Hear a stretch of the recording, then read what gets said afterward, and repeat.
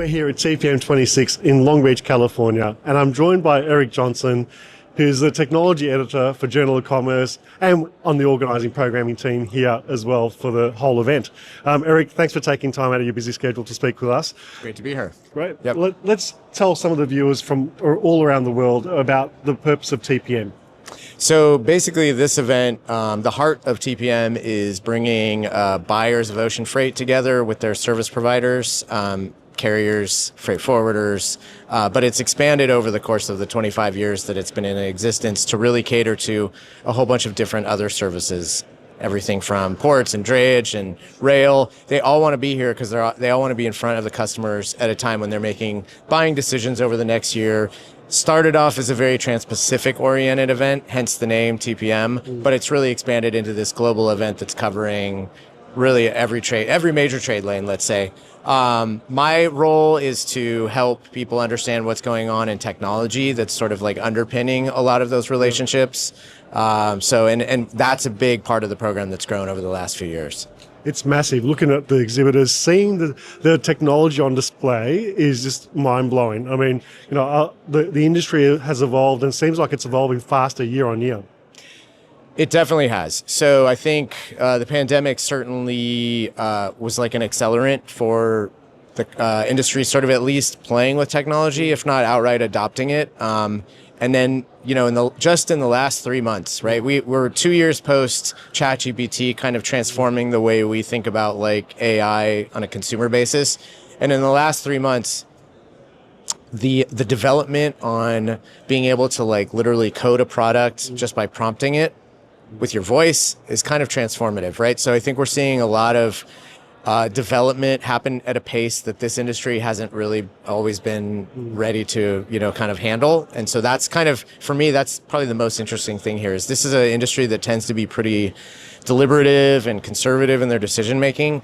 The pace of what's going on the technology side is not allowing that same sort of deliberation. So it's a little chaotic. It's a little kind of overwhelming, I think, but people are also kind of trying to say, what opportunities does this create?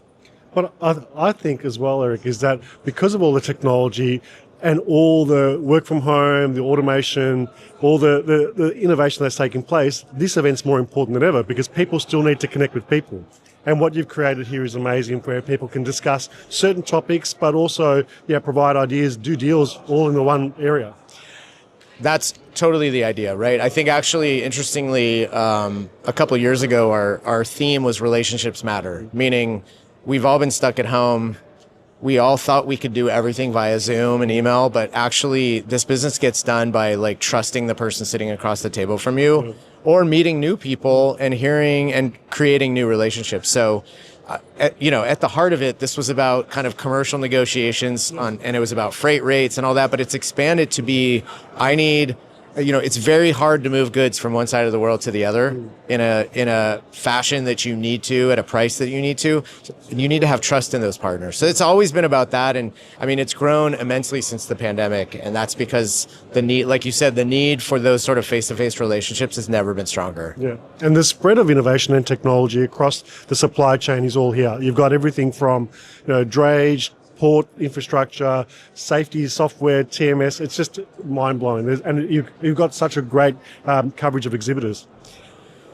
It's a little overwhelming for me, honestly. My job is to like understand the landscape and understand the different categories of software and help the industry, our readers essentially, and the people who come to this event understand things a little bit better. It's very daunting right now. The number of different types of technology that are available, the different price points. Are you AI backed? Are you agentic backed? Are you sort of like what might be considered traditional or incumbent? I mean, I don't envy anyone who has to make decisions about this, but my job is to like at least help make those decisions a little bit more manageable, I would say. So but the floor is obviously a great microcosm of kind of the breadth of technology that's now aimed at this industry. I think what we've seen is that financial markets understand how big this industry is, how important it is. It was always hidden below the surface. Now they understand it and they want to tap into it. Yeah. And so they're sort of underpinning a lot of the investment that's going into this industry right now. So Well, it's incredible. My first time here, but I love it. I'd love to be back year on year. And congratulations, what you and the team have done, Eric.